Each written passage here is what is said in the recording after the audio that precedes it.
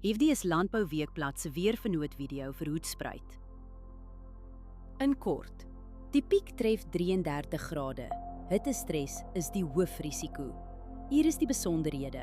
Sedert Januarie het ons 1582 mm reën gehad, 10% minder as die 5-jaar gemiddelde. Groeigraaddae sedert Januarie staan op 254. Dit is 147 graaddae laer as die gemiddelde. Die laagste temperatuur wat voorspel word is 12 grade. Die hoogste is 33 grade. Die grootste dag tot nagwisseling is sowat 13 grade, matig en binne normale grense. Met die piek naby 30 grade is daar 'n matige hittestresrisiko op vrugte in die middagson. Sowat 7,8 mm reën word die week verwag.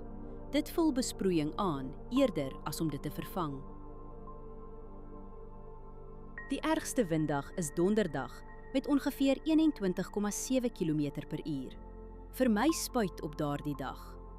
Nog een dag die week raak ook 15 km/h of meer. Kontroleer windsnelheid op die dag self voordat jy spuit, asook windrigting, windvlae, temperatuur, humiditeit en delta T. Verdamping is die hele week onder 6 mm. Waterbehoefte is hoog en vog kan vinnig wegraak as besproeiing nie byhou nie. Humiditeit is wisselvallig en blaarnatheid gaan Woensdag matig wees. Dus is swamdruk matig. Hoë risikoblokke is die eerstes om te wys as toestande verander. As jy een saak doen, oorweeg dit om die stil weer vir agterstallige spuit en spuitkalibrasiewerk te benut. Hierdie weerinligting is gebaseer op werklike data vanaf meetstasies.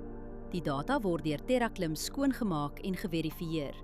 KI-interpretasies word deur grondwaarheidsdata onderlê, aangedryf deur Villa Crop Protection. Hierdie verslag is met die hulp van kunsmatige intelligensie gegenereer en is nie professionele advies nie. Gaan na weather.villacrop.co.za en kies die weerverslag vir jou streek.